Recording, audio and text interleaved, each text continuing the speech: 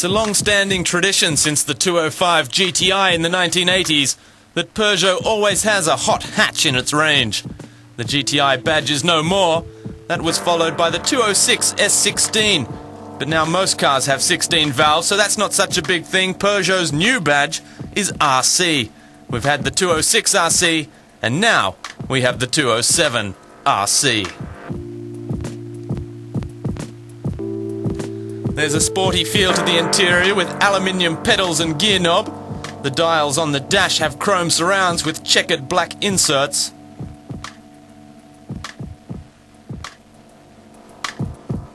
And of course there are huge bucket seats. Nothing revolutionary so far, but it all works well and the materials used are of high quality as an interior designed to appeal to the driver.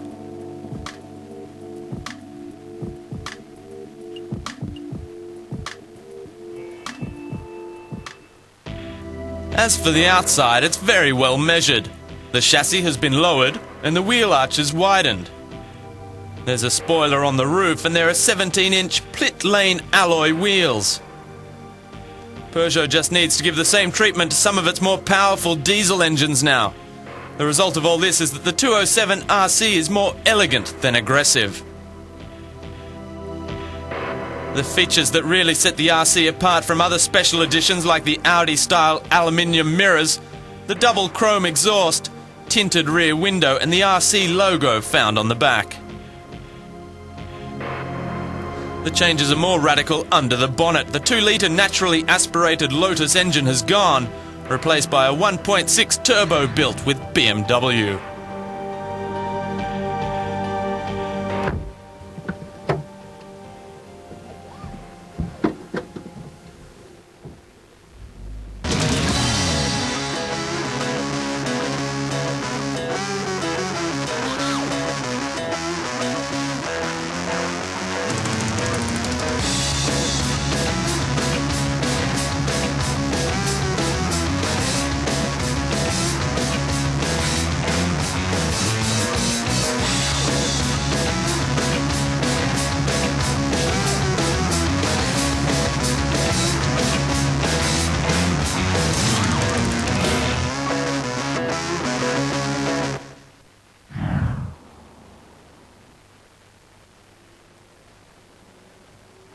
The engine is pleasantly surprising from the outset.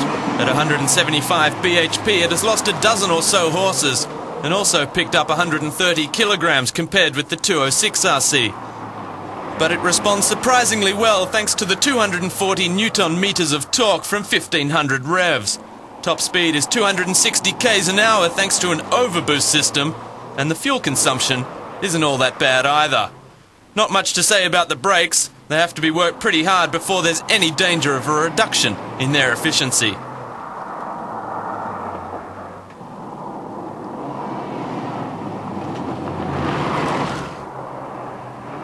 As for the handling, Peugeot's reputation holds true. The steering is precise, the suspension is firm while remaining comfortable enough for everyday use. The front axle handles the torque extremely well. It's pretty tricky to force the traction control into action, even if you accelerate hard out of a tight corner.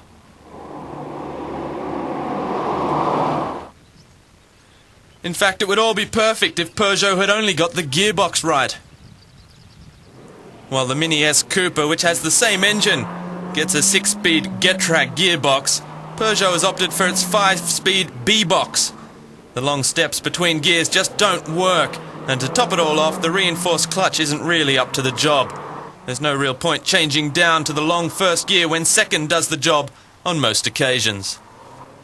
Peugeot would have been better to save the money elsewhere on some of the many driver aids, for example. The quality of the chassis is so good they really aren't needed.